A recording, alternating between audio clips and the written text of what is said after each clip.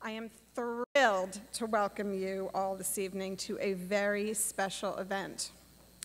Welcome to Mount Holyoke faculty, staff, students, alumni. Welcome to the elected officials, community organizers, and leaders who are here with us tonight. Welcome to colleagues from the 5 colleges, Holyoke Community College, and other Yeah. That's what I was waiting for. And other partners in higher education. Welcome to our friends from neighboring cities and towns, in particular from the city of Holyoke.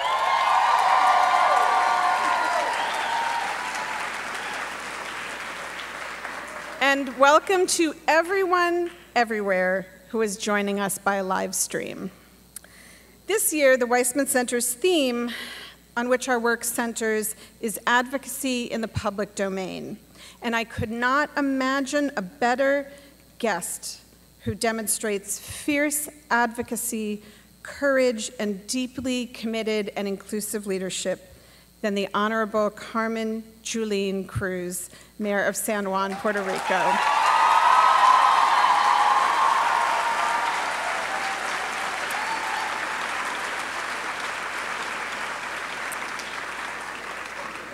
Before we turn to introductions, however, I need to call your attention to the fact that no video recording, live streaming, or flash photography is permitted except by authorized personnel. This event, as I mentioned, is live streamed to the public. Non-flash photography is permitted, and please silence your cell phones. I also need to thank the many people who made Julin's visit possible and who helped to make tonight a reality. So I want to ask you to indulge me for a few minutes because I believe in the power and necessity of thank yous. First, I have to thank Harriet Weissman, class of 1958, and Paul Weissman for their vision, support, and dedication to Mount Holyoke College. Their wisdom and generosity have made the Weissman Center for Leadership and events like this possible, and I am so happy that they're here this evening.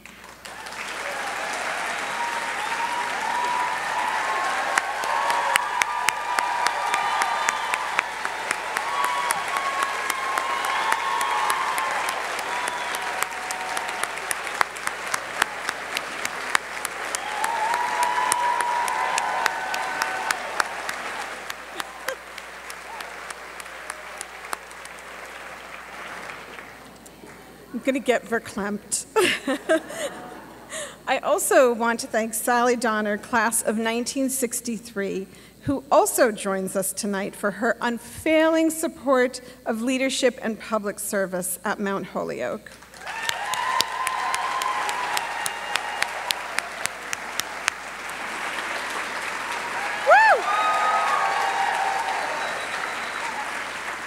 And of course, Harriet and Sally are part of the incredible group of alumni whose love for the college consistently inspires us. The Weissman Center was lucky to collaborate with the fantastic staff of many offices to whom we are grateful, and I need to mention them. The Office of Advancement, the Alumni Association, Auxiliary Services, Conference and Event Services, Media Services. A special shout out to Zach Mattis, who made something you're going to see in a moment possible. The team in Student Life and the Office of Student Programs, with particular thanks to Marcella Ronell Hall.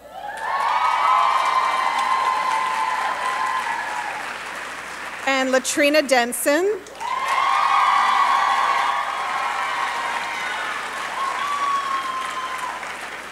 And Tim Dietrich.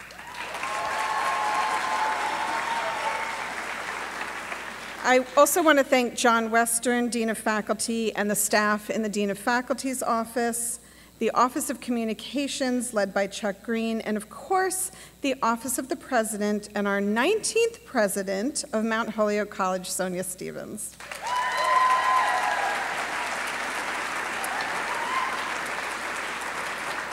I told you were going to have to indulge me. I know you want to get to Julene, but thanks to our planning committee for their wise counsel from the beginning, Barbara Irigi, Alan Bloomgarten, Kevin McCaffrey, Yvonne Ramirez, Vanessa Rosa, Keely Savoy and Janencia Wood. As the interim director of the Weissman Center, I am truly blessed every day to have an extraordinary staff. I want to thank our student ambassadors who are here this evening, Chris Rose, Angelica Castro, Kim Jeffers, Lynn Letourneau, our senior administrative assistant, who makes everything possible with her superb work, and don't get mad at me, Janet Lansbury, Associate Director of the Weissman Center and Director of Leadership and Public Service. Professor Calvin Chen and I have taken to calling Janet the gold standard, and this is a perfect descriptor. It is an absolute privilege to work with her every day. Perhaps the most important collaboration that made this event possible was with City Councilor Josie Valentine.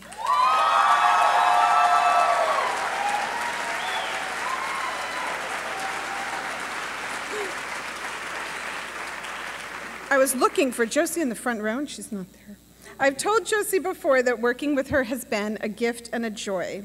Her extraordinary, boundless dedication to and advocacy for her constituents, the people of Holyoke, and the people of Puerto Rico and the Puerto Rican diaspora provide an inspiring model of public service. Yep. Josie hand-delivered our invitation to the mayor and has been the best partner in planning that I could have hoped for, and it has been an honor to work with her.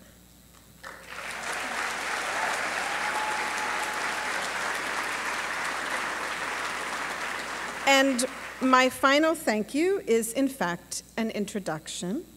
Before I was even officially interim director, Janet Lansbury told me, "You have to meet this student." I've come to know her as an inspiring leader on and off campus.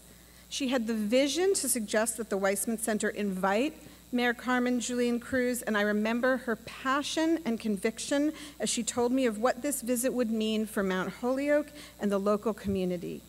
I cannot wait to see how she is going to change the world after her graduation in May. And with that, please help me welcome Sofia Rivera, class of 2018.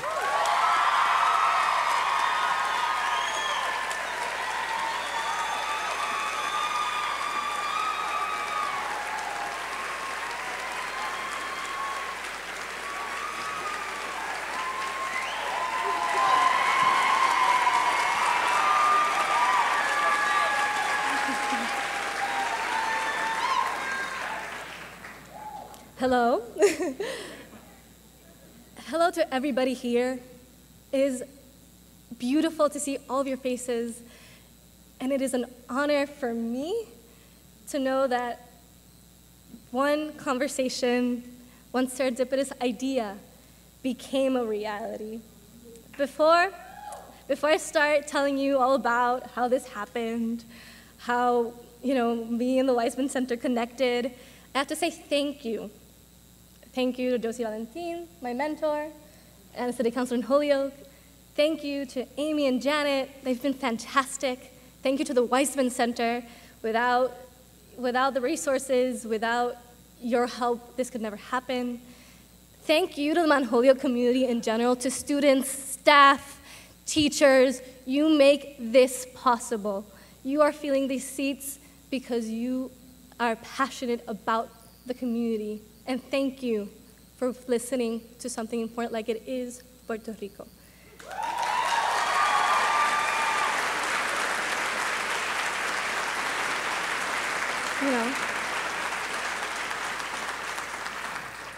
With that said, as I said, the best things in life happen with just a conversation, just connecting with one another.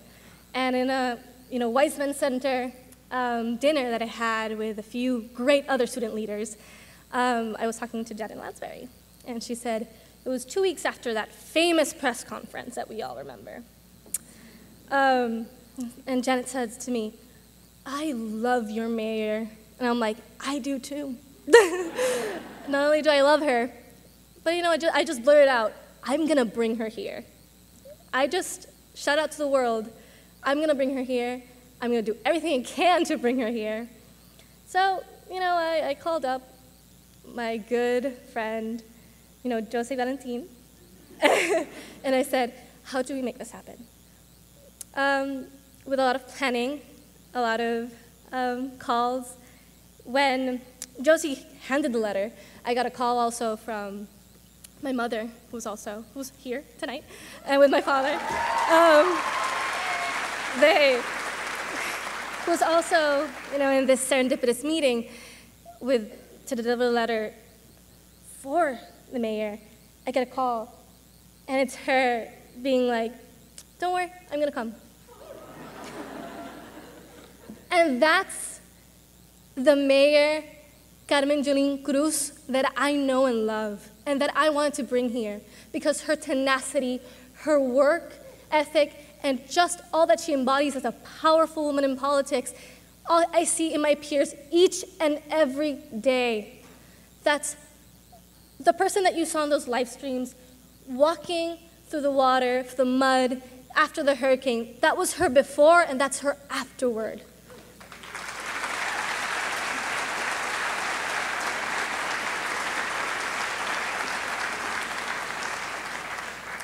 This visit was essential because Mount Holyoke is 10 minutes away from a city that is the most Puerto Ricans per capita.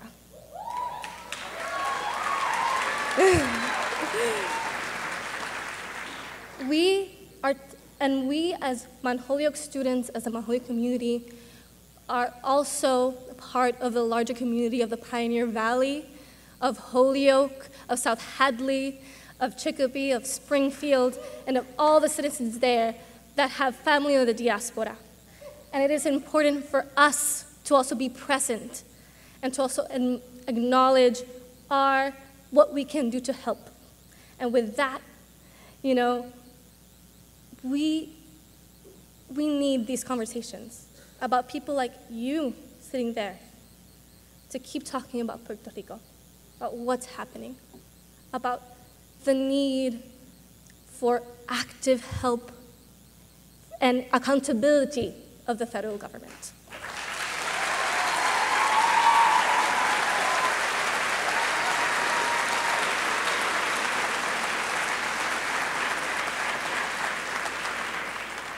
And my final thank you is to Mayor Carmen Yulin Cruz, an idol, an inspiration, a great woman, and as you're gonna see, and very shortly, a true and honorary Mount Holyoke woman herself.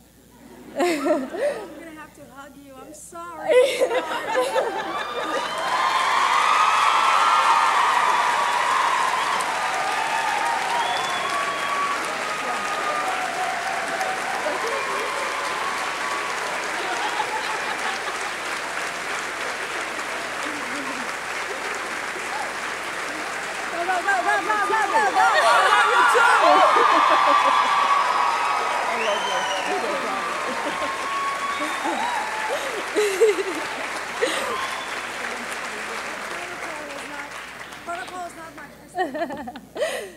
I'm sorry, protocol is not my best feature, but I have a gift for her that I brought. So it's just a little word that I think it's important and probably describes a lot of women here. Nasty.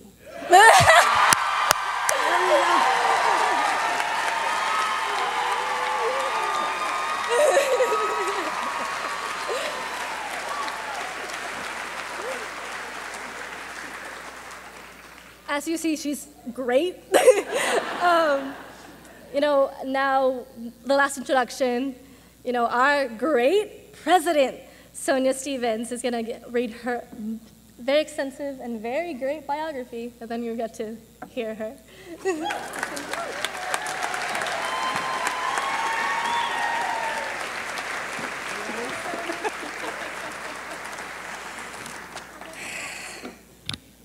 You got the fox? Good evening, everyone. We are so delighted to be here with you tonight. The Honorable Carmen Yulin Cruz Soto, Mayor of San Juan, Puerto Rico, has a vision of public service. It is one of governing not for the people, but with the people. A true believer in alliances and working partnerships, Yulin, as she likes to be called, sees these coalitions and collaborations as the keys to finding common ground and to successfully achieving better and greater objectives for the common good. She is an active advocate for the Puerto Rican people and for equality in all forms, fighting for the LGBTQ community, the deaf community, and children with functional diversity, as well as those who've studied with gender-based violence. She is also a champion for the rights of immigrants.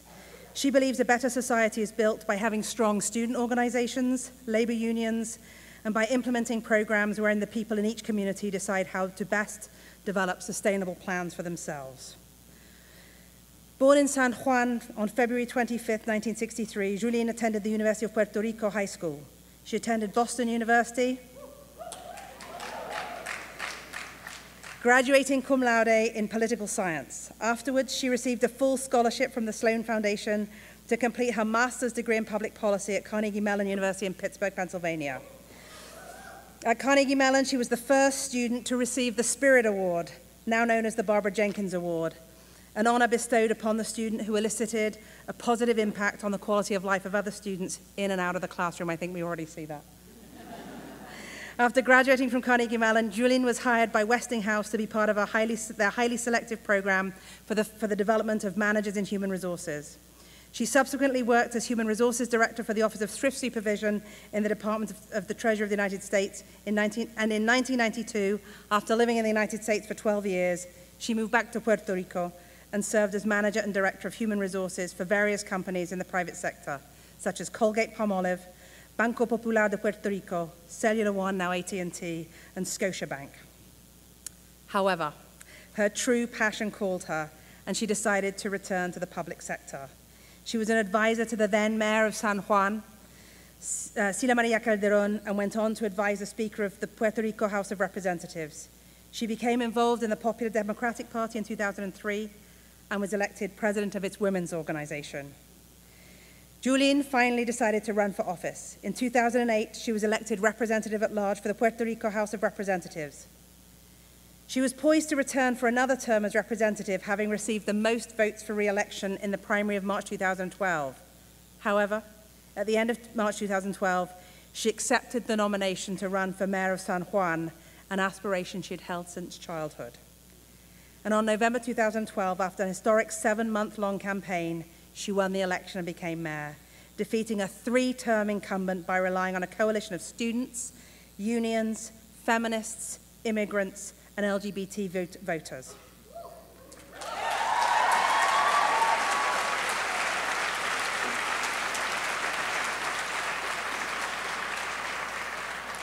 In November 2016, she was re-elected by an even wider margin. With Yulin as mayor, San Juan has become the first and only municipality in Puerto Rico where employees have the right to collective bargaining.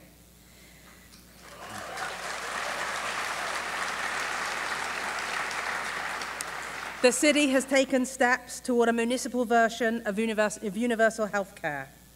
Under her administration, San Juan is now the only municipality with a transgender health clinic and also with an aquatic therapy clinic.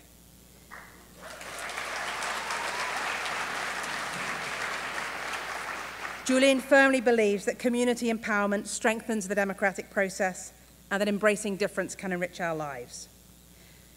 On September 20, 2017, Hurricane Maria completely devastated Puerto Rico.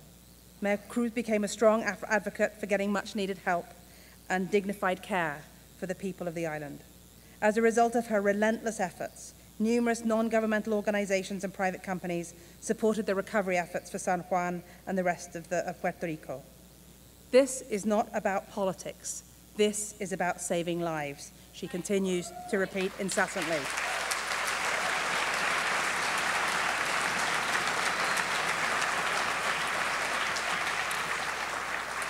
As a result of her tireless commitment to the people of San Juan and Puerto Rico in this humanitarian crisis, Yulin has received various recognitions and awards, including the Martin Luther King Center Humanitarian Leadership Award in 2018, the Antonio Villaraigosa Leadership Award in 2018, the AIDS Healthcare Foundation Humanitarian Award 2017, and the Renor Prize for Truth-Telling. She was also nominated by People en Español as one of the 50 most powerful women in 2017.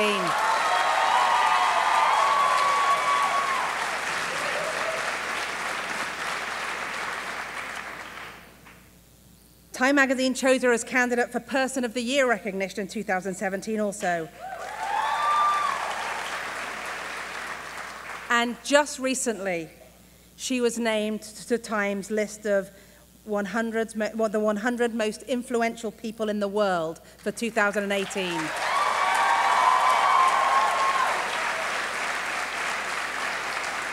And in case you don't know, that list recognizes the pioneers, the leaders, the titans, the artists, and the icons of the year. And now we're going to show you a video that came out as a result of that award. The devastation was like something I've never seen before. Buildings shattered and houses blown. And it wasn't those that I got to that concerned me. It was the voices and the echoes of those that we weren't going to get to. That really still, and I know I didn't get to everyone. I know. And that still haunts me, and I think will haunt me for the rest of my life.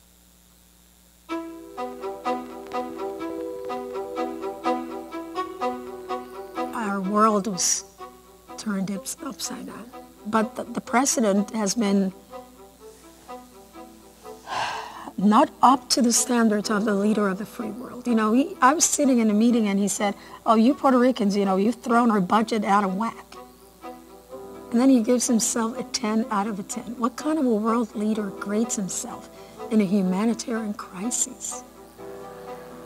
Nothing should be enough when people are dying of thirst, of hunger, or of lack of medication.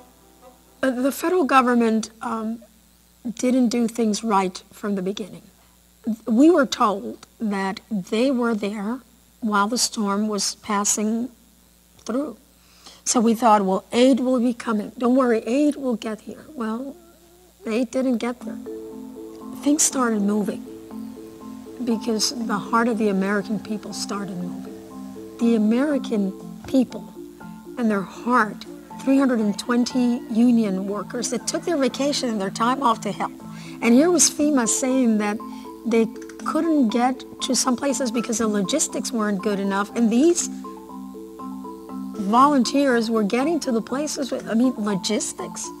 The most important country in the world is telling an island 100 miles long or 35 miles wide that logistics is an issue. You put a man in the moon, for heaven's sake. How can logistics be an issue? Brooke Long said in Congress, we realized we had a few mishaps. I'm paraphrasing. When we began, well, sir, if you're in the business of emergency management and you have mishaps when you're setting the relief efforts up, you're not doing a good job. So FEMA should look at what happened in Puerto Rico and note that the worst case scenario book is no longer a theory. FEMA was asking Puerto Ricans to go online and register for support. For heaven's sake, we have no electricity. We have no internet. We have no communications. We have no water. And FEMA should look at what didn't go right in Puerto Rico and ensure that they have different standard operating procedures for different ways of looking at things. We have been going through a tough time. Not only in this past 2 months since Hurricane Irma and Maria, but before that. We need to set the basis for the power grid, but do microgrids. Our communities need to get the water from the rain, have desalination plants, and we need to take care of our natural resources. We need to respect that 100 by 35 miles long. And far and foremost, we need to be proud of who we are. Damn it, we are Puerto Ricans. We are as good as anybody else. We're no better, but we're as good as anybody else.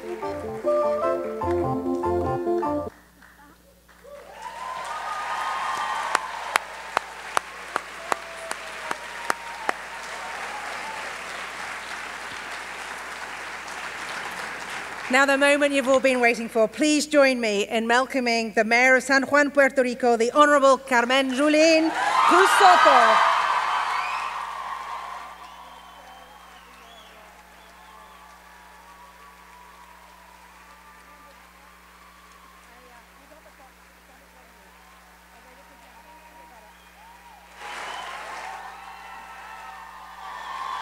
Oh, wow.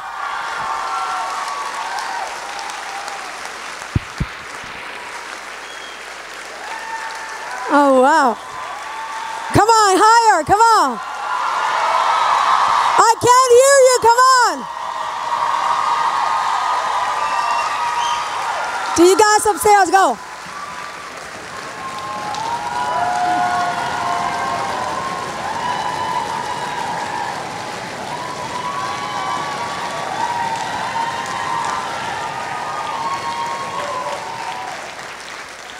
Thank you so much. Wow. Viva Puerto Rico. And there's a lot of nasty women, huh? Look, I'll give you a little test of how many Puerto Ricans there are here. Yo soy boricua.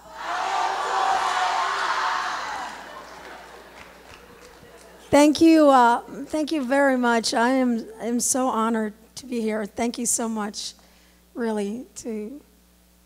I hate to call you Mrs. Weissman because you're a badass. You know, I could tell the minute I walked into that place that you had this man under control.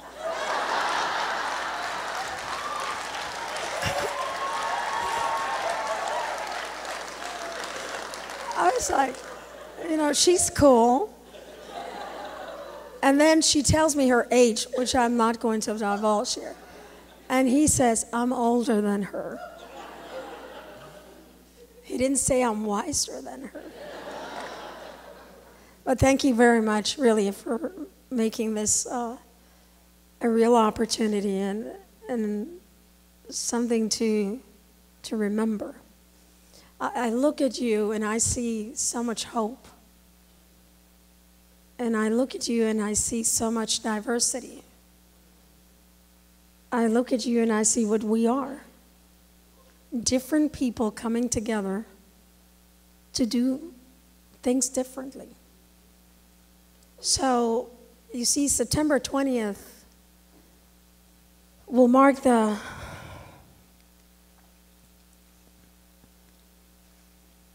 very difficult time in our lives. We literally had nothing. 3 days before Maria hit Puerto Rico, I called my staff at 3 o'clock in the morning. They knew better than not to answer the phone.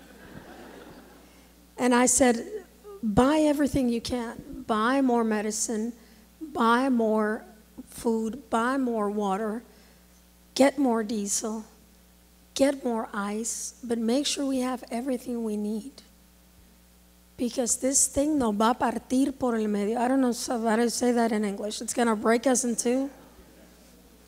And I had never said that on my 5 years of being a mayor. I've always said, let's be ready, but this storm is going to pass us by and we're going to be able to deal with it. But somehow, it seemed like it was going to be very difficult. So we did. We got ready. Now we spend or invested about $10 million getting ready. And you know, when things are coming your way that are as huge as Maria, people ask you to pay a lot of things for cash. So your cash flow in the city starts getting a little tied up. We spent the night at the largest shelter in Puerto Rico. The municipality had 7 shelters. Sir, would it screw it up too much for you if I walked around? Would that be too bad for you? All right, I'm going to make it bad, and so I'm just asking to be polite.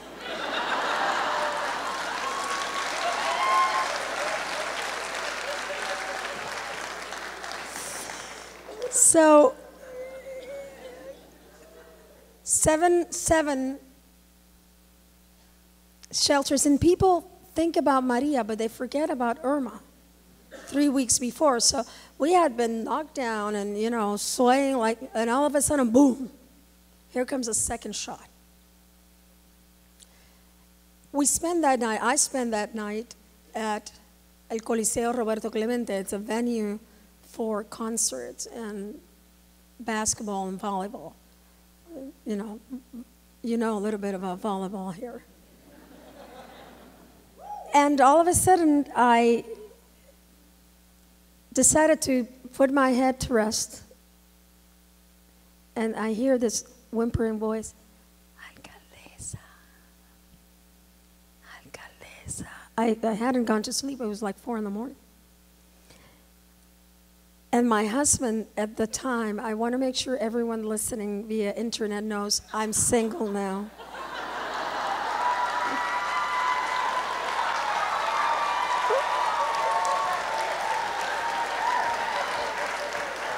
I'm not taking applications, but if an opportunity should arise, you know. I like the Girl Scout motto, be prepared, right?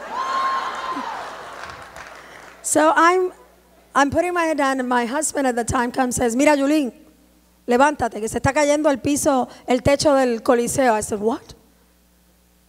So it wasn't that the Coliseum dome was about to cave in. It was that the lights in the Coliseum and all of the sound system was right in the middle. So the Coliseum was doing what it was structured to do, but nobody ever expected it to have to be doing, started swaying.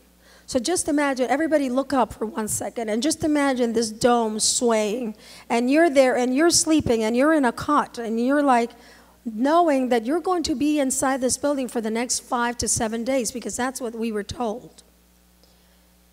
So I stood in the middle. They gave me, I had a bullhorn. I stood in the middle of everything that could fall down.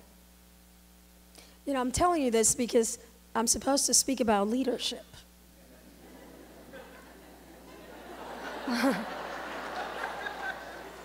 So I go there and I stand in the middle, and I'm telling everybody, listen, people, you know, you have to move out because we want to make sure that nobody gets really hurt if somebody falls or something falls. I see my staff going. And I keep on going, and people were scared. They were terrified. All you could hear was, it was as if a war was going on outside. So I told people, okay, now we're going to do this very calm and collected. We're going to sing Despacito while we do it. So I said, okay, on the count of 3, Despacito, vamos a movernos bien despacito, para que nadie diga, ay, bendito. You know. And my staff is like, and I finally go, where's Tito? Tito and Gloriana. Oh, you're there. Right, when I go like this, it's big trouble, right? So I go. And one of them comes over and says, you're standing right underneath the thing that can fall. And I said, well, you should have told me before. Right? And what does that have to do with leadership? Once you're committed to a course of action, you're committed to that course of action. So I was scared, but I couldn't show it. Because my job there was to lead. And you cannot lead out of fear. That does not mean that you don't feel any fear. And this is something that is very important because, you know, as we grow, and I am so glad to see so many gentlemen here tonight. Thank you very much for your courage. Thank you very much, because it is obvious you're confident in your skin. But I'm going to show you what real power looks like. So every woman here raise their hand.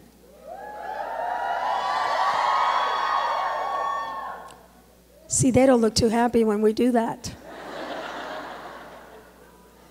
But from the minute we are little, somebody's always telling us, El nene de la casa no llora. You know, the boys don't cry. But girls, it's okay to show your emotion. It's okay to be afraid. Of course it's okay. But when you are a leader, there are times where you cannot show it. So I went back, as a good woman does, and I stood there and my legs were shaking like this. I couldn't control it, you know. But my voice was sharp. And I started singing Despacito, and I could see the thing sway, and finally I went. And if I die, I literally said this, make sure that they use the Puerto Rican flag with the light blue color, which is that one over there.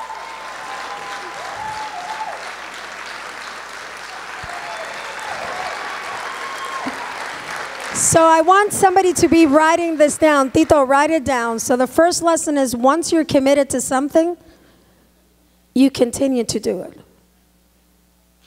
The second one is knowing that fear is going to be felt, but it is what you do about it. You are going to feel angry. And it is how do you turn that anger into a positive thing? Sometimes you are going to feel lost, and sometimes you are going to feel hurt. You know what happened minutes before I came here? The House of Representatives in Puerto Rico, on a partisan vote, decided that they were not going to congratulate me on being not only one of the 100 most influential people in the world, but of the 20 leaders in the world, of which 3 were women, and I was the only Latino.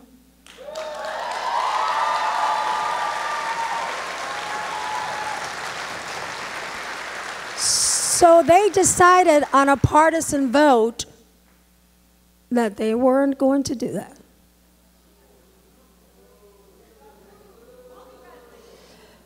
Well, you know what? And I thank you, ma'am. But the third rule for me of leadership is that you don't ever expect those that cannot stand up to see you when you're doing so. So you move forward. A veces la gente están tan acostumbradas a estar de rodillas que no saben cómo ponerse de pie. No? And the translation for that is sometimes people are so used to being on their knees they don't know how to stand up. So sometimes when those that don't agree with you don't validate you, that is a badge of honor, ladies. Haters will be haters.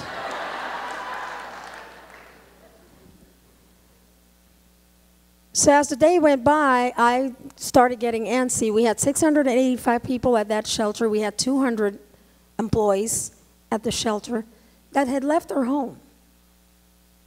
We had placed 21 washers and dryers for Irma. And I was ridiculed in Puerto Rico. Mira, what is she doing putting washers and dryers, you know? Only a woman could think of that. Yeah, you bet, because we're prepared. You know? Because at some point, people weren't going to have clothes. They were going to be dirty. Our policemen were going to be able to use their uniforms. So other people at the office, it would be okay if they couldn't use their uniforms. If you couldn't have a cop not use their uniforms. So we put 21 washers and 21 dryers.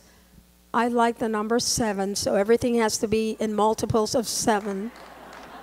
That's it. There's no 21 salute to laundry. No. And we moved ahead.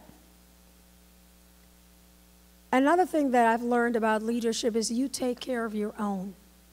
You never leave anyone behind. So if there's a place where she cannot go because her wheelchair cannot get there, none of you go. That's just the way it is.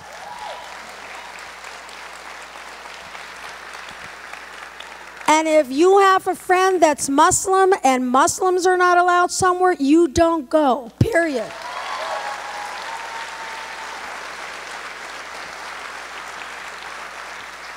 We never leave anyone behind. That's not an option. If you want to be a true leader, people will follow you if you let them lead you. And I know that sounds strange, but people will follow you if you let them lead you. And we, women, have an advantage. And I say this with profound humility.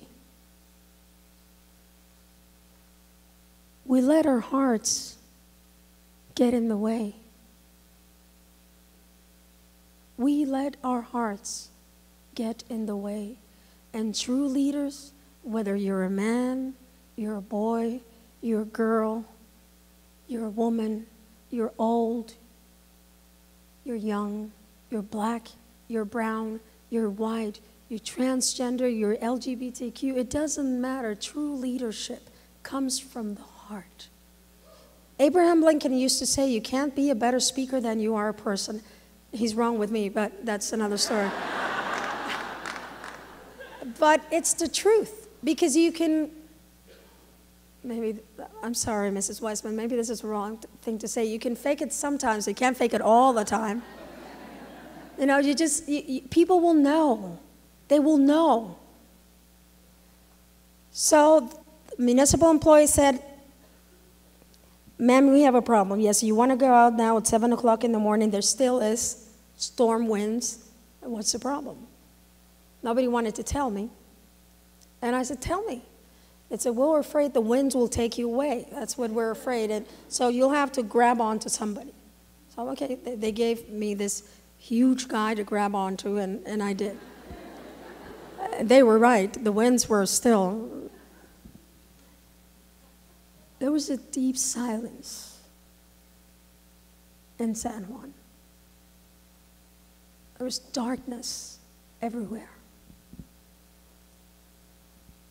There was a profound feeling that something was not right, that the San Juan we knew would never be there again, and therefore the Puerto Rico we knew would never be there again. And the only thing breaking that silence was the sobs of men and women going into their homes and seeing that there was nothing left. Roofs completely shattered, house completely leveled. The pet that you loved your entire life, dead. And it was rough to see. And I think about it and I try to be strong, and I can't. Because we knew then that people were going to die. And I said that day in an interview what I said in this interview and what I've said a few times before.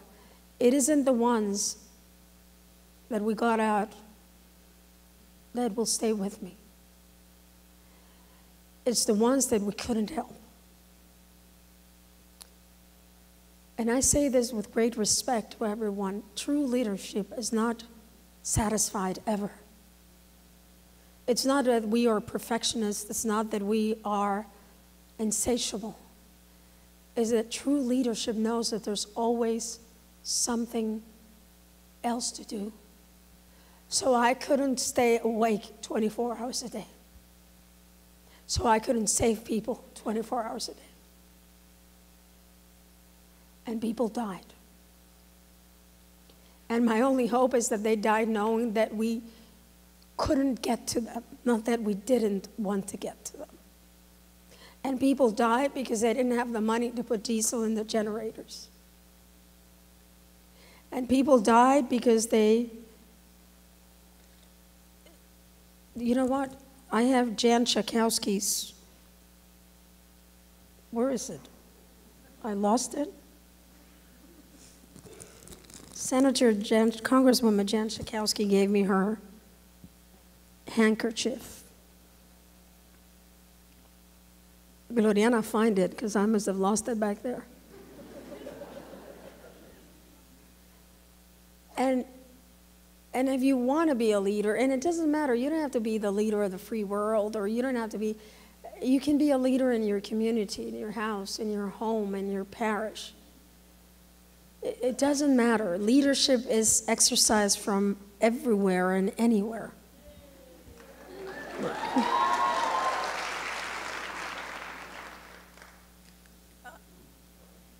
One good thing about being a leader is knowing when to recognize when the people that work with you, never for you, never for you, they work with you.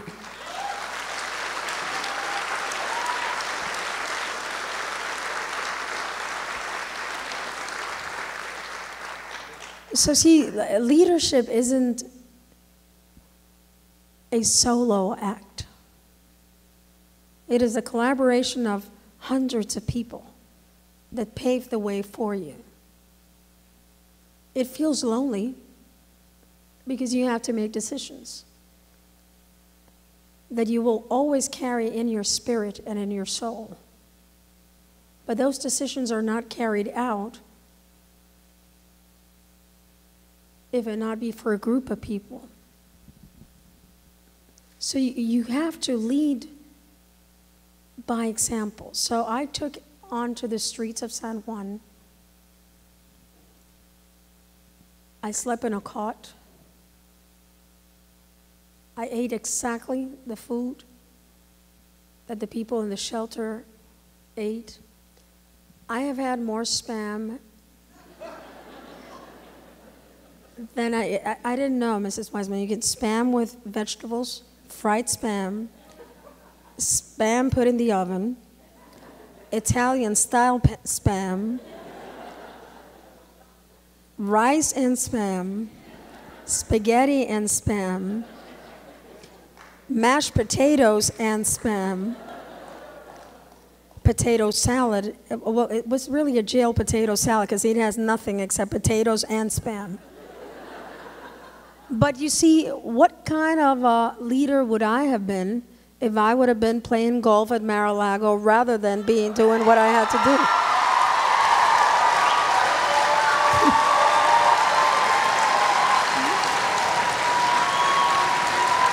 So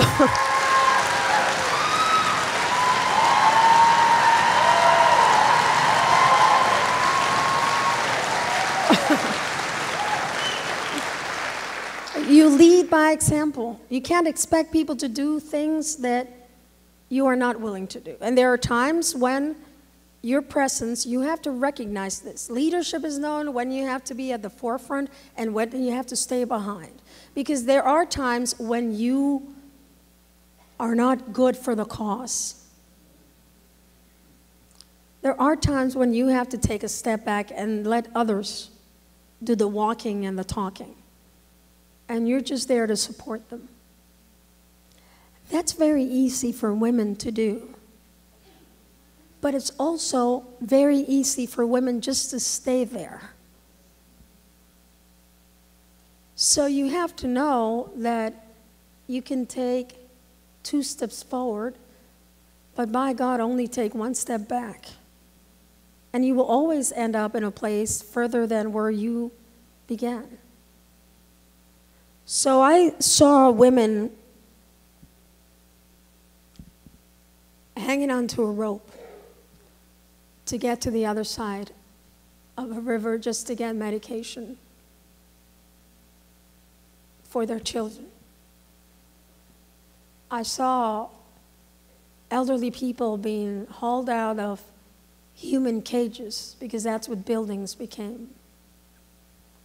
I saw doctors operating with a light on their cell phone. I saw old and elderly people gasping for air because they had no respirator. Leadership isn't all about clamor. It's about human life. It's about changing the human condition. It's about making sure that everyone has the ability to be better But we don't define better. They define it. They define it.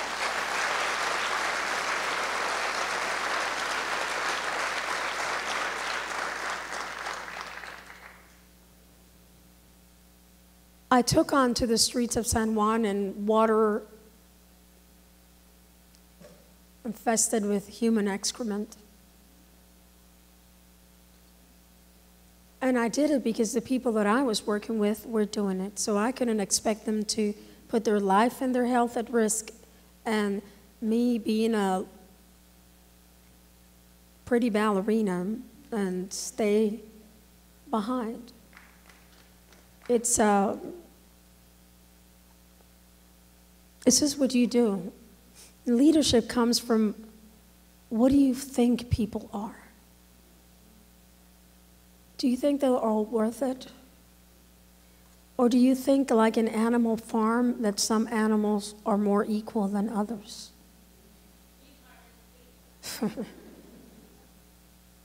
I am the great-granddaughter of a sugarcane plantation worker.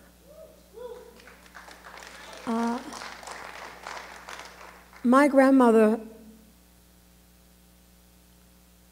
graduated from high school the same day my dad graduated from grammar school.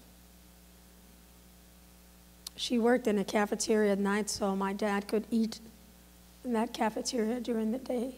My parents mortgaged their home twice, so that I could go to Boston University for the first 2 years. I didn't know that until I graduated. So I'm telling you this because your path is not the path that you put in front of you. It's a path that has been paved by women from every single area of this country and the world. By that woman that has to take 2 buses to go to work. By that man that works 3 jobs to put food on the table. So Gentiles and Jews are the same. Black and brown and white and yellow are the same. And if you don't feel that in your heart, if you don't look around this room and look at the richness of the diversity, then your leadership is going to be falling short of a few things. So now, as women, we have another responsibility. It was my responsibility as mayor to ensure that San Juan was doing better. We're still not doing okay. The people of San Juan were not very happy with me because it took me 4 months to pick up 283,000 pounds of debris. Million pounds of debris. 283 million pounds of debris. So as a leader, I had to acknowledge it, and I had to own it, and I explained it. I said, look, I have X number of trucks. Either I use them to take water and food and medication and open the roads, or I use them to clean the parks in San Juan. I'm going to choose life. But I also told them, if that is not what you think I should have done, there's an election in 2020. Vote against me. Leadership is not about imposing what you think. It's about putting it out there for people to figure it out. If they agree with you, they will vote for you. If they don't agree with you, they will vote you out. That is what democracy is. And if we respect it, we respect it. And if we don't, then let's call it something else.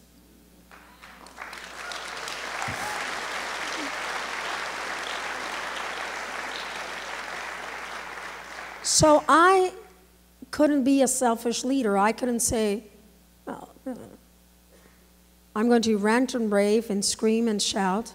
But I don't know if you've noticed, but I have a deficit of height. And I was very little when I was younger.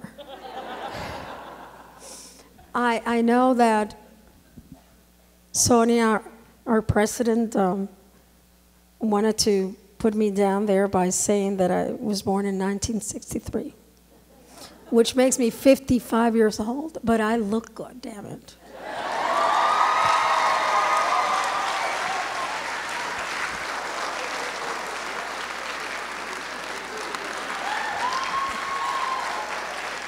Every time I say I'm 55, you're going to say, and you look so good. I have a 27-year-old daughter because I'm 55. So you see, leadership is about listening to the people. And they're not always going to say nice things. And they're not always going to agree with you. You just make sure that they agree with you more times than they disagree with you.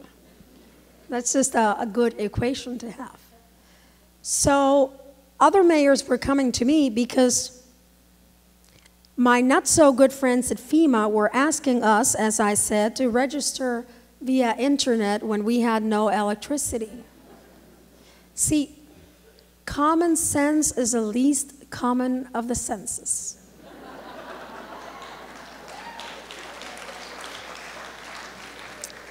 And they were asking us for reports. You know, we'd go to a meeting. I couldn't bathe after bathing in water with human excrement because there was no water. And the doctors kept telling me, you have to rub yourself with alcohol. And I'm like, really? I'm up to here. I'm not about to rub certain parts of my body with alcohol. I'm not going to do it, so this is it. Huh? And I got there, somebody said, ouch. So I would get to these meetings and sit down, and they'd be perfectly bathed. Iron shirts. And they would go something like this, yes, Mayor, we would like to know what your priorities for today are. Because our distinguished hosts are here tonight, I will not use the four-letter words that I used at the time. What my priorities were, saving lives. That's what it was. So we picked up 283 million pounds of debris. We gave out 273,000 what we call hope boxes. Because where the government was failing, the American people had a surplus of love. Where there was a deficit of urgency, the American people have a surplus of heart. Where there was a surplus of give me a memo, the American people just said, look, it's pretty basic. Food, water, diapers, milk, tarps, medicine, on a plane down there. And it was the American people and volunteers that got to places where the government couldn't get to because the logistics, they said, were unsurmountable. That's what they said. So you see, if you are going to pursue a life as a civil servant, make sure you understand that that is not a word. It's a way of life. You are a civil servant. You are a what is this? Tell me. Or rather than clapping, you do this? Oh, we agree with you. I've gotten a lot of hand gestures, but none like this. So you see, where FEMA was failing, the American people were thriving. And they understood we didn't want electricity to bathe in hot water. We wanted electricity to survive. We wanted electricity to keep insulin refrigerated. We wanted electricity so our children could go back to school. We wanted electricity so literally 3,000 containers that were in our ports that could not be taken out of the ports to provide the things that we needed could be taken out. Now, you know, as a leader, you have to at some point say, no is not acceptable. I went to Pittsburgh, as Sonia told you, and in Pittsburgh they say, I am fixing to, rather than I am getting ready to. Just like the people in Boston park the car. So, you know, I parked the car in Harvard Square. Well, it was evident that the people from FEMA had a clue, but that the higher echelons of leadership weren't telling them or giving them free rein on what to do. And so the weeks went by, and mayors started coming to me and telling me, I have no food, I have no water, I have no diapers for the elderly, I have no food for babies. So what was I supposed to do? Think about the political calculation, or like Mandela said, think about the human calculation. So I was telling you why I was little, and my grandmother, God bless her soul, I know there's a few people here that would remember the Aladdin lunch boxes. They were very sturdy and heavy. So she told me, look, you're very little, so if you get into a fight,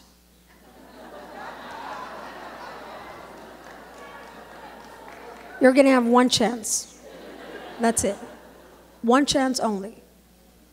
And you're going to have to hit a little hard,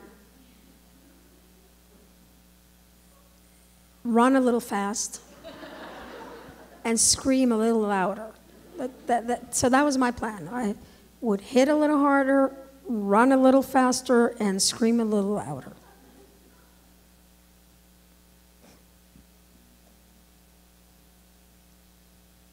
I am not telling you to be violent.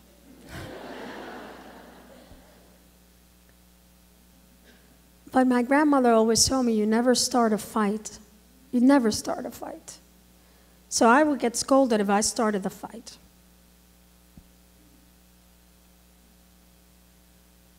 And I would get beaten if I didn't finish it.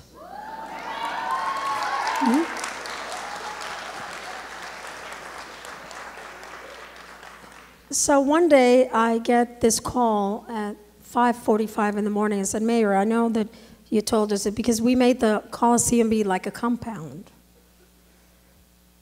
But there's a 17-year-old kid there crying outside that says he's from Barranquitas, which is a town very in the inside part, and says he cannot go back to his community, his barrio, without taking food. So I asked him to bring him to me. And, you know, leadership is not only about what people tell you, it's about what they don't tell you. It's about connecting with humans.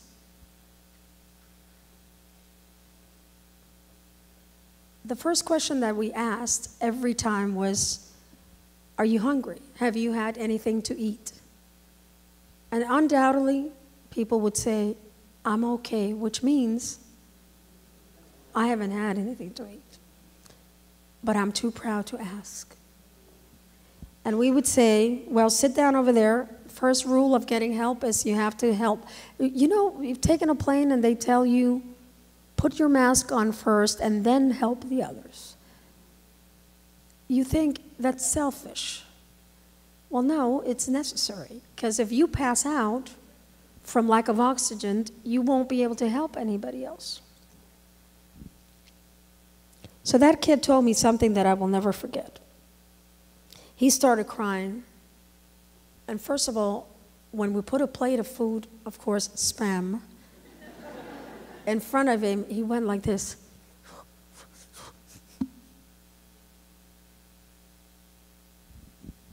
And I said, what do you need? And he said, Yulin, I couldn't make it here to San Juan. We actually sucked the gasoline from cars through hoses to make sure the tank in my car was filled. And when I told them I was going to San Juan to get food, they all applauded and cheered. And I cannot go back home with nothing. This is a 17-year-old boy.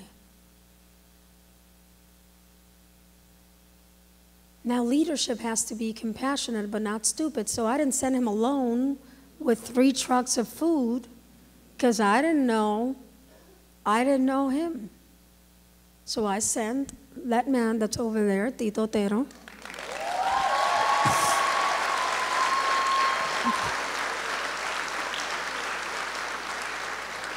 And I told them, Tito, make sure that this, well, you know, people were hungry.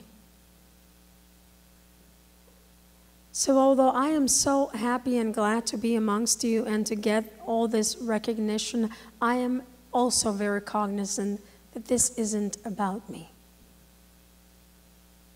I did what I had to do when it needed to be done, because now there are politicians in Puerto Rico 8 months later saying, well, you know, we feel like it wasn't the right and efficient way to handle from the federal government. Well, no shit, 8 months later? You know?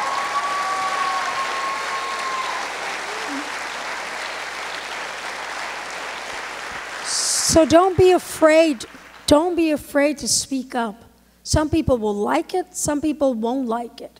And there is nothing that upsets some insecure people more than a woman that knows exactly what to do and exactly when to do it.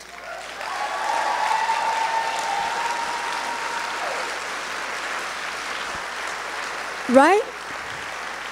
And this isn't about being anti-men, no. This is about being in a community of men and women and LGBTQ and transgender and whatever anything else comes along.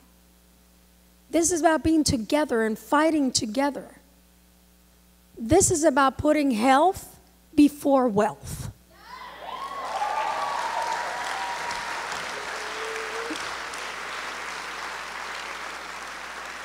So when I spoke up, people started calling me, and I remember the first time I got a call and said, Yulin, yeah, somebody named Elizabeth Warren is on your cell phone?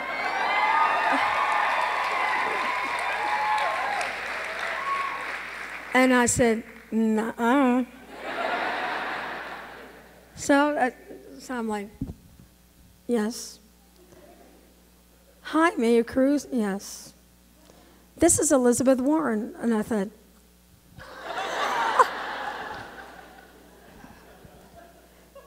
and you see, she didn't ask for a memo. She didn't ask me what my priorities were that day. She did what a human asks. What can I do to help?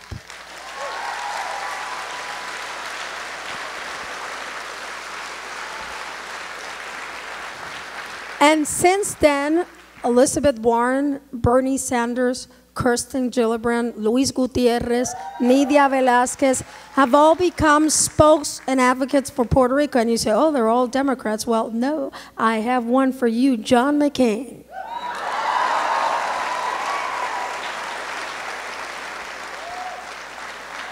Because when others were saying, oh no, we cannot lift the Jones Act and ensure that help gets to Puerto Rico, John McCain had the pants to say, you know what, it's wrong, and we have to stop that. Leadership, sometimes it's going against the current and against the tide,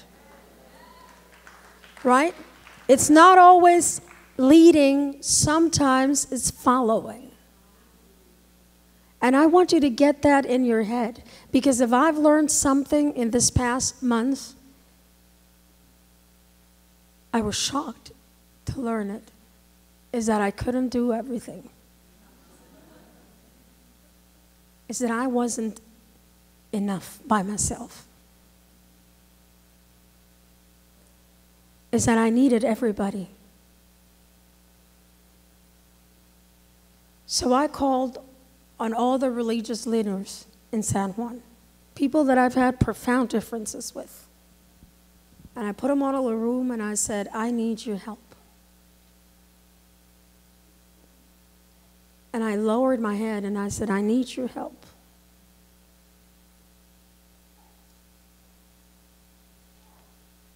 Ma'am, please don't do that. Stay. Stay.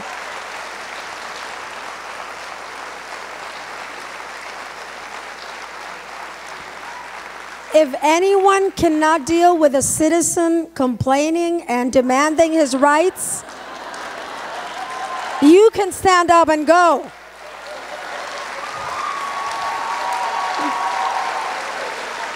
Why is it that every time there's a conversation that's important, it is the woman that has the child that has to leave? And you know what happened? A lot of you turned around and looked at her. Yeah. Why? Why does she have to go? Why? Why are we incapable of seeing that the little things we do matter? You know, when you throw paper towels at people that are asking for help, it matters. You do not do that.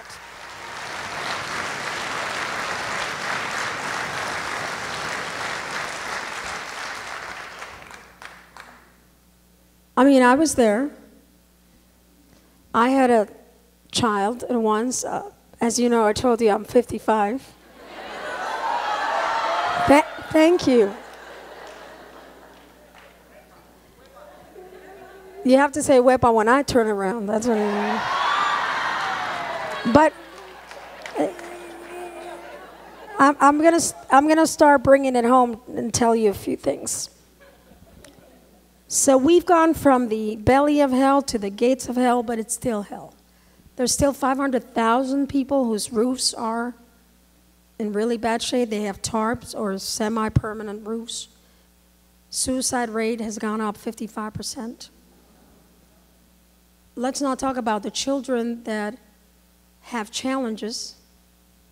Nobody's disabled. They're all able to do something.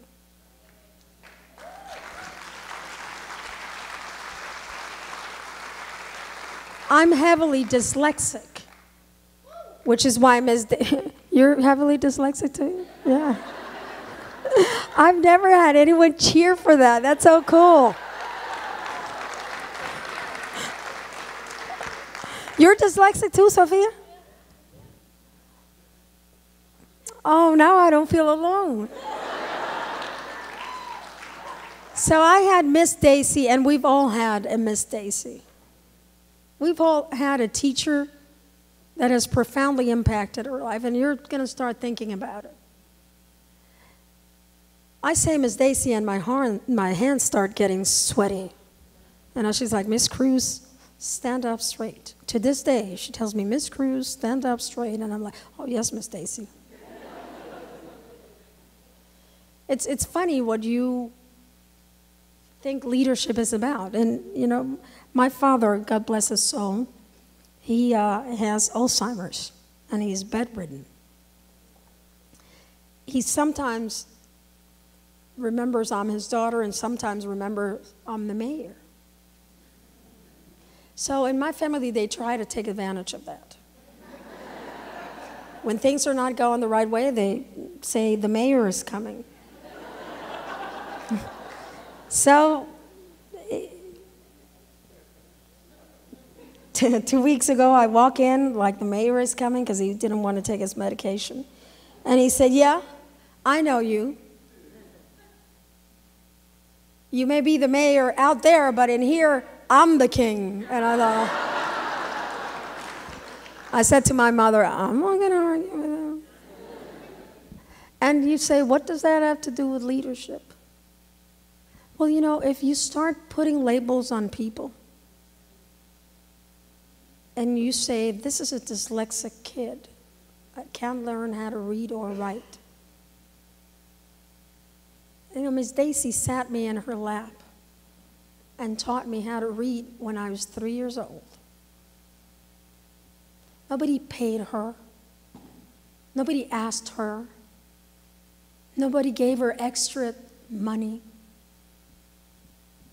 She just knew that here was a child that perhaps could someday do something. Plus, really, when it comes down to it, and I hope she's not watching this, I was like the classroom pet. Because Miss Daisy would put me on her desk when she went to the bathroom, and I would entertain the classroom. And one day I was getting really lost. I couldn't, you know what I mean? I couldn't tell my left from my right. I can assure you in my politics, I can tell my left. But I started to cry, and she said, why are you crying? And I said, they're making fun of me. And she put a little ribbon on my left hand, and she said, here, it's very easy. Your left is where your heart is. So I'm going to put a little ribbon in your hand so you don't forget, ever forget. Well, I wear all these things in honor of Miss Daisy.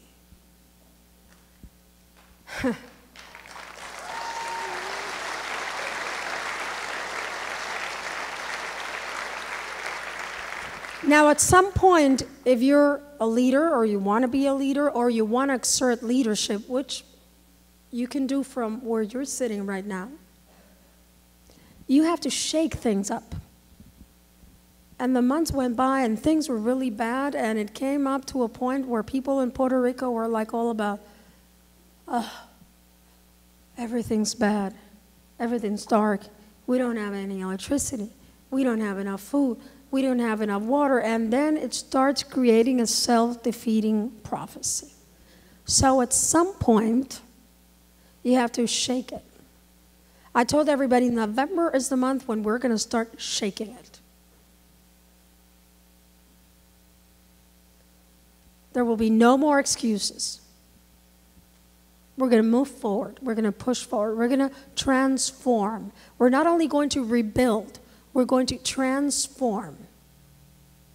Because we want to have permanent solutions to recurring problems. This is why I advocate, oh, come on, 1, 2, 3. This is why I advocate for a waiver of the Stafford Act, the act that gives life to FEMA. Because they give you money to put back a home that was a shack, and you have to make it a shack. Well, you know, the next time that, how do you call in English, los tres cerditos y el lobo? Oh, just like that, the 3 little pigs? I thought it was going to be something more, yeah. A pig is a pig. So you, a huff and a puff will come and the house will fly away. So we are working in a project now, putting together, we have diverted all of our CDBG money, Community Development Block Grant money, and put it into building homes. But we're not gonna just, you know, put a roof over you. We're gonna tear down your home and we're gonna do it. And we have the community select which street they want, which families are the ones that are the most in need, and what type of home do they want. We want to make them resilient. We want to make sure that we harvest the rain and that we use the sun. There's 322 days out of 365 days in Puerto Rico of sun. Solar power. You know?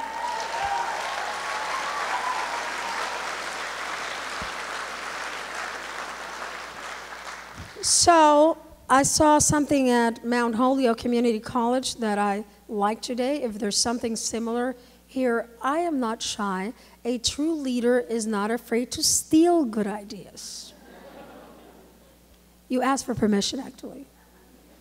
They had a little thing that was just a battery over there, and it was a charger. You could charge your cell phone.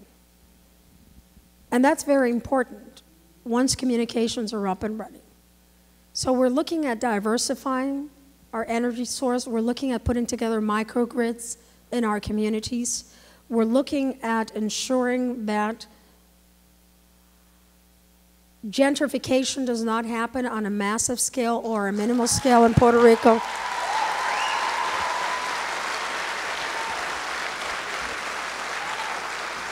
500,000 Puerto Ricans have left Puerto Rico since November. In the past year and a half, 500 billionaires have moved to Puerto Rico. There's nothing wrong with money. There's nothing wrong with money. Money bought everything that we have here today. Because you can't buy those seats with good wishes. It's how you make it and how you spend it that counts. And what kind of social responsibility do you have? So you see, you have two people here that are extremely socially responsible.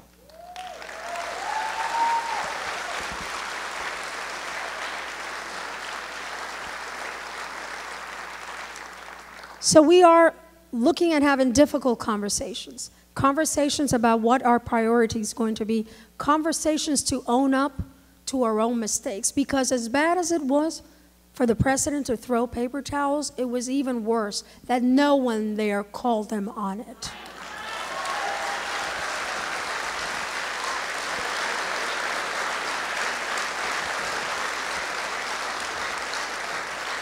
You know, you think he's going to throw a paper towel on me and I'm going to take a selfie with him? No. So you see, dignity is not something that the other gives you. Dignity is something that you have, that you demand every single day. And ladies and women, no means no. Period. Period. So as we move to a different type of leadership, I find myself being very conflicted. I find myself staying up at night. I find myself reading more and more and more and more. I'm reading right now a book called Faith by President Jimmy Carter. I'm reading a book written by Martin Luther King of his most important speeches. I'm reading a book about two immigrants that came from El Salvador. I'm reading a book called The Time Is Now by Danielle Steele.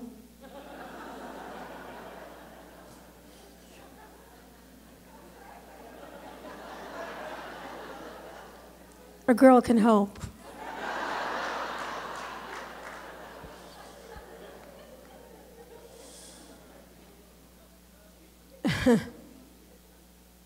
I read the latest book by Secretary Hillary Clinton. I'm reading the book by Comey. And he said, does she have time to read all of that? Well, I'm sorry to tell you, ladies, this is it. You're going to have to fly the plane and learn how to fix it at the same time.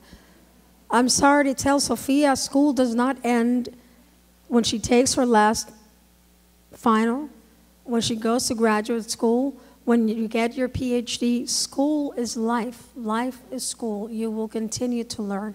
So I find myself conflicted.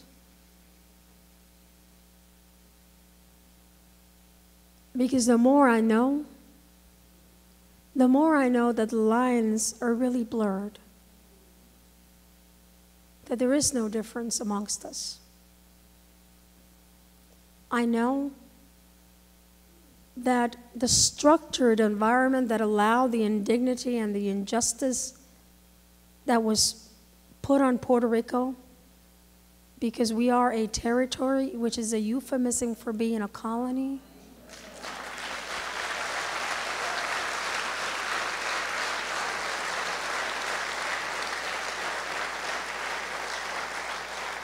That it has to change, because it is about people's lives. So it has to change into a dignified relationship with the United States.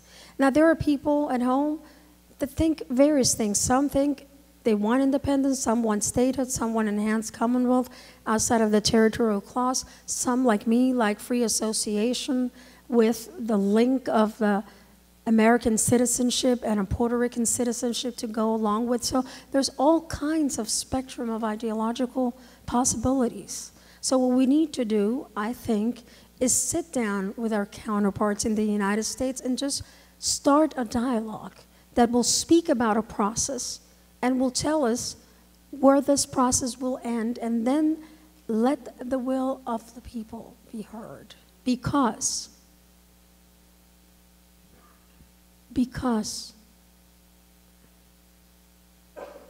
those words, and they are endowed by their Creator with certain unalienable rights of life, liberty, and the pursuit of happiness, were signed by immigrants.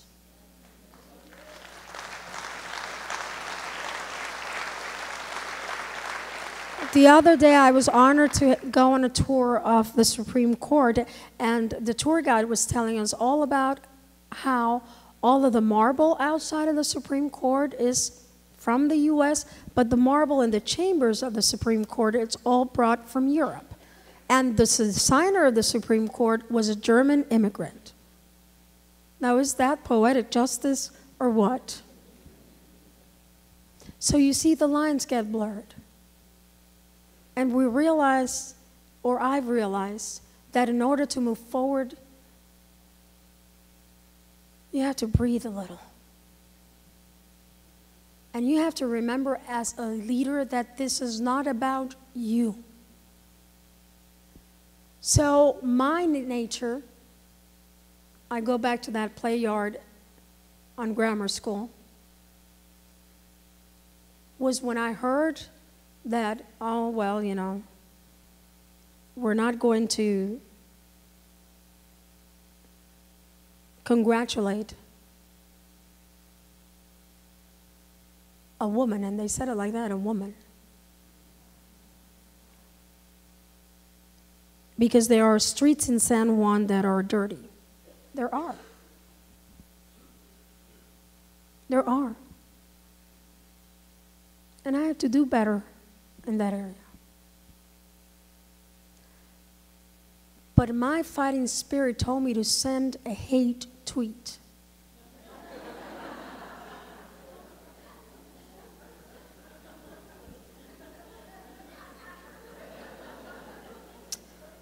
I don't tweet at 3 in the morning.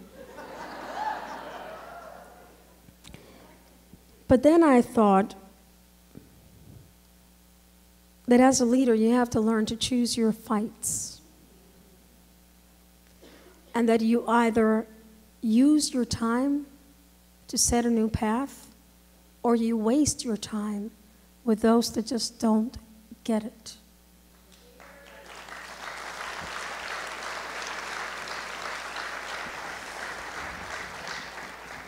So I hope no woman in this room has to say, "Me too," ever in her life. But if you do, know that you're not alone, that there's a lot of women out there that have fought the fight and won.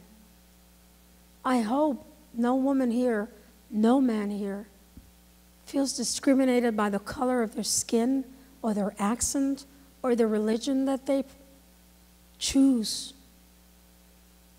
or the person that they choose to love. But if you do, know that you're not alone. I hope that every child in the suburbs of Holyoke or in San Juan can have an education so that they can rise as far as their spirit can take them. And as long as I'm in office, I will move forward and never look back. Because it is about people. It isn't about who's in office. It isn't about you. It's about how you are a vehicle to change people's lives. Otherwise, why did Nelson Mandela endure 27 years in prison? Why did Oscar Lopez endure 36 years in prison? Why did Rosa Parks stand up and say, enough is enough? She actually said, no, that's what she said.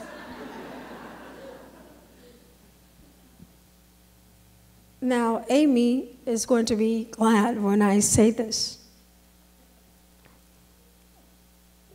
Eleanor Roosevelt. I swear, don't tell anybody, but where we're staying, I think Eleanor Roosevelt walks around there at night. There's some strange noises going on there. Eleanor Roosevelt said, no one can make you feel inferior without your consent. Say it with me. No one can make you feel inferior without your consent. Say it again. No one can make you feel inferior without your consent. Now say it like you mean it. No one can make you feel inferior without your consent. Well, hell, don't consent. Don't consent. Don't give those that want to drag you down the power. I was at Girls Inc. yesterday, and this morning with some students at Holyoke Community College, and we sang this song, and if you know it, sing it with me. It's, you are beautiful, no matter what they say, 'cause words can bring me down. Oh. You are beautiful in every single way, but words can bring me down. Whoa, don't you bring me down today. Don't let anybody bring you down, not today, but no one day of your life. And remember my grandmother, Yulin Vega, from Ensenada, Guanica in Puerto Rico. Don't ever start a fight, but don't ever, ever, ever walk away from one and finish them all. Every single day of your life. Thank you very much. Thank you so much.